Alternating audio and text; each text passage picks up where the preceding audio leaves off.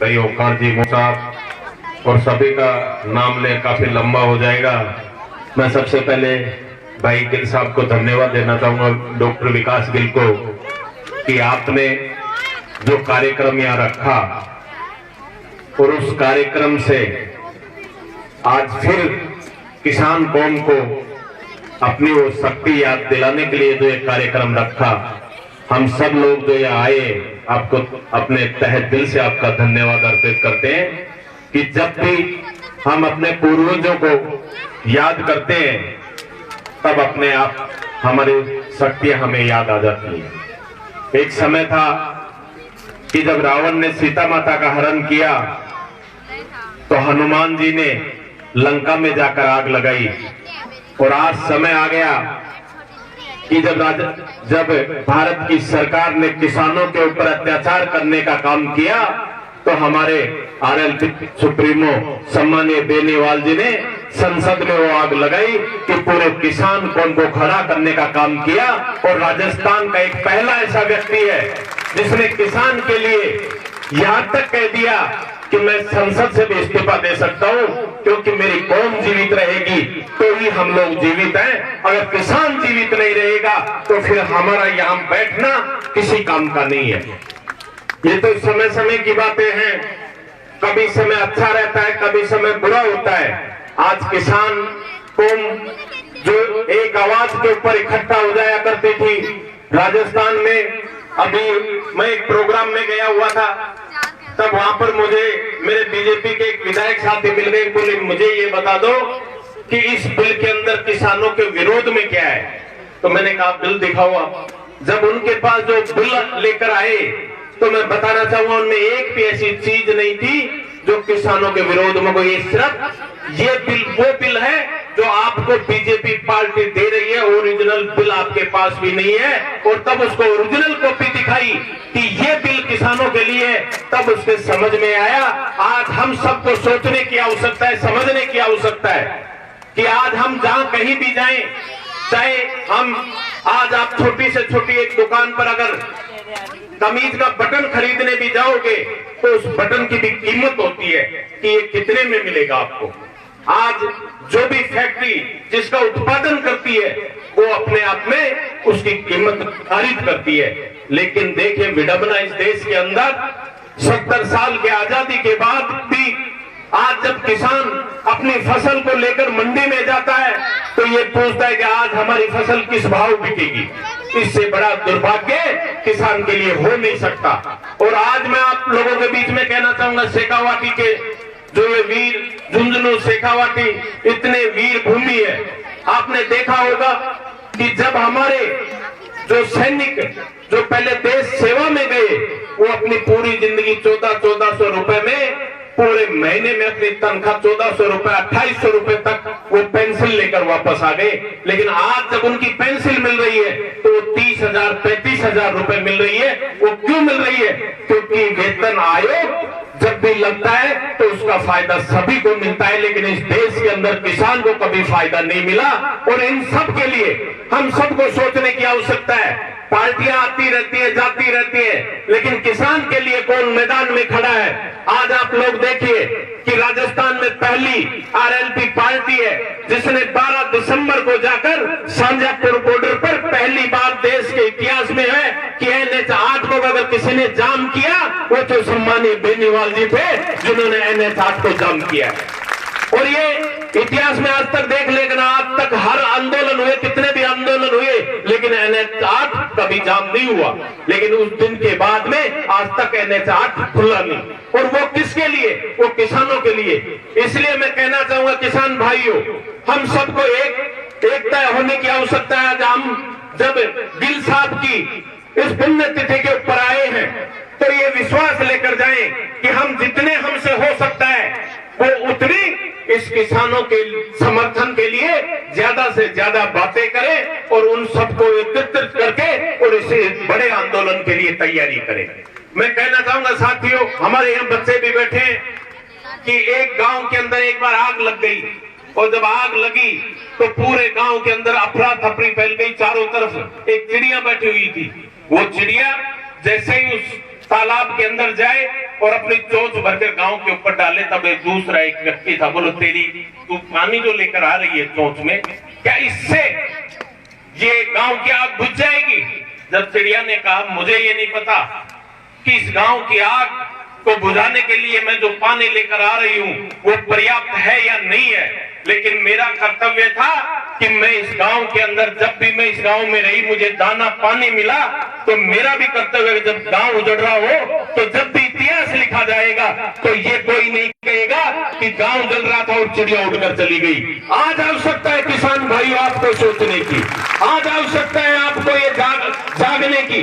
बहुत से यहाँ नेता आते, कोई बीजेपी की बात करता है, कहां से बीजेपी, कांग्रेस, और यहाँ तक कि हम तो किसी पार्टी की बात नहीं करते। हमारे बीच में वही व्यक्ति आना चाहिए जो किसान की बात करता हो, किसान कौम की बात करता हो, किसान के लिए लड़ाई लड़ता हो। वो लोग आज हम जब बात करते हैं, चाहे राजस्थान की विधानसभा की हो, चाहे संसद की बात हो, जब भी हम बात करेंगे तो राजस्थान की विधानसभा के अंदर भी अगर आप लोग ये देखोगे कि धरती पुत्र राजस्थान की विधानसभा में कितने हैं, तो 80% वो किसान पुत्र राजस्थान की विधानसभा में जाकर बैठे हैं, आपके नाम पर जाकर बैठे हैं। लेकिन जब आपके अधिकार की बात आई तो राजस्थान में सिर्फ नारायण जी बेनीवाल हमारी पार्टी के 3 ही विधायक रहे, और जब संसद में बोलने की बात आई तो राजस्थान से सिर्फ एक ही सांसद था, वो था हनुमान बेनीवाल, जिसने किसान कौम के लिए लड़ाई लड़ी। ये हम सबको सोचने की आवश्यकता है साथियों। हम सब जब तक किसान कौम एकत्रित नहीं होगी, अब आप लोग देखते रहे और सोचते रहे, समझते रहे, आने वाला समय है जब भी किसान ने ठाना है तो करके खाया है। आने वाले इस 2023 और 24 को ये सोच लो, तुम्हें कोई कुर्सी देने नहीं आएगा सिंहासन पर। जब भी कोई व्यक्ति बैठता है तो मैं आज आप लोगों के बीच में कहना चाहता हूं, बुलबुल के पंखों में कभी बाज नहीं रहते। जिनको आदत पड़ गई सर झुकाकर जीने की, उनके सर पर कभी ताज नहीं रहते। आप लोग अगर सोच लोगे तो आने वाले 2023 के अंदर राजस्थान की उस बड़ी महापंचायत में, जहां अपने राजस्थान की रीति और नीति लड़ाई लड़ने की जरूरत नहीं, आप सबके लिए संघर्ष में। और जब 24 आए, जब वो जो सांसद जीत कर गए और ये कहते हैं कि हम 3 लाख से 4 लाख से जीत कर आए, मैं तो आज भी कहना चाहता हूं कि कई लोग तो ऐसे जीत गए, अगर जैसे सम्मानीय बेनीवाल जी उनके साथ नहीं होते तो उनको पता नहीं चलता किस हवा के अंदर उड़ गए। और फिर भी आने वाली 24 को हम लोग उनको सही मार्ग दिखाने का काम करेंगे, क्योंकि जो किसान से धोखा करेगा वो किसी भी सूरत में न राजस्थान की विधानसभा में जा सकेगा, न राजस्थान के लोकसभा में जा सकेगा। आप सबका प्यार और सम्मान यहाँ देखकर जब वीरों की धरती पर आते तो अपने आप में एक गौरवान्वित महसूस करते। अभी मुझे मेरा छोटा बेटा पूछ रहा था, बोले पापा कहाँ जा रहे हो? तो मैंने कहा आज मैं वहां जा रहा हूँ जब सबसे ज्यादा देश में जो सैनिक शहीद होते हैं उस पावन धरा को नमन करने जा रहा हूँ। और आज आप लोगों के बीच में आकर मुझे इतना अच्छा और प्यार और सम्मान मिला, और आपने जो हमारे कुत्तों लगते रहे, आपने जो मुझे साफा पहनाया, मैं ये विश्वास दिलाता हूं डॉक्टर गिल साहब और जितने भी आप लोग हैं किसान भाई बैठे हुए हो, कि जब भी आपने जो मेरे सर के ऊपर साफा पहनाया है, ये विश्वास दिलाता हूं कि जब भी आपको आवश्यकता पड़ेगी हमारी, इस साफे की लाज रखेंगे। और आपको विश्वास दिलाकर जाते हैं कि कभी भी आ जाना, और आपको ये कहने का मौका नहीं मिलेगा कि जिस व्यक्ति को हमने साफा पहनाया था वो साफे की लाज नहीं रख पाया। हम सिर्फ लड़ने के लिए पैदा हुए, और हम जब तक लड़ते रहेंगे, जब तक हमारे किसान कौम को न्याय नहीं मिलेगा तब तक हम लड़ते रहेंगे। जब तक हमारे किसान कौम की बेटे पढ़ लिख कर उन पदों पर जाकर नहीं बैठेंगे जहां देश की नीति और रीति बनती है,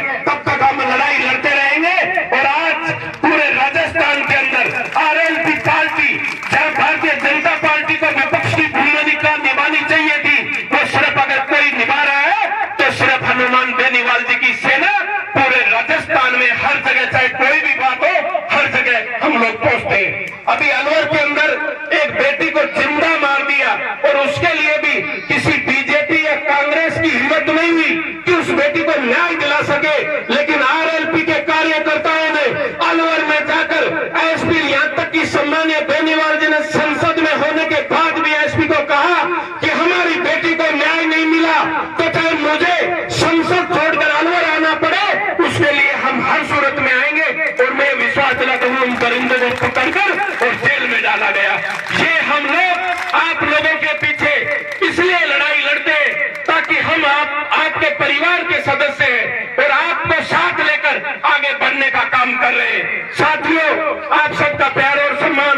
भाई साहब आपको पूरी बातें बताएंगे, मैं तो इतना ही कहना चाहूंगा, सिर्फ हौसले बुलंद रखिए और हमें हर हाल में जीत मिलेगी और आने वाले समय के लिए हमें लड़ाई लड़नी पड़ेगी। और उसके लिए मैं समझता हूं कि जब शेखावाटी का ये जवान तैयार हो गया तो पूरा राजस्थान तैयार हो गया। इसके लिए मैं आप सबको पुनः अपनी ओर से बहुत बहुत धन्यवाद। जय जवान, जय किसान। राम राम साहब। धन्यवाद सर। कोटपुतली के पूर्व विधायक वर्तमान में आरएलपी के प्रदेश महामंत्री श्रीमान जी रामस्वरूप जी कसाना ने आज हमें अपना आईना दिखा दिया है। मतलब ऐसा आईना जिसके लिए हम सब लोगों को एकत्रित होकर के और उन 3 काले कानूनों का सामना करना पड़ेगा, हर तरीके से उनका सामना करना पड़ेगा, तब जाकर के हमको जीत है वो हासिल कर पाएंगे। नहीं तो अपनी हमारे सामने बहुत बड़ी मुसीबत आने वाली है। ये कसाना जी ने हमें अवगत करवाया। मैं कसाना जी और बेनीवाल जी के सामने एक छोटी सी कविता है वो पेश करना चाहूंगा किसानों से रिलेटिव।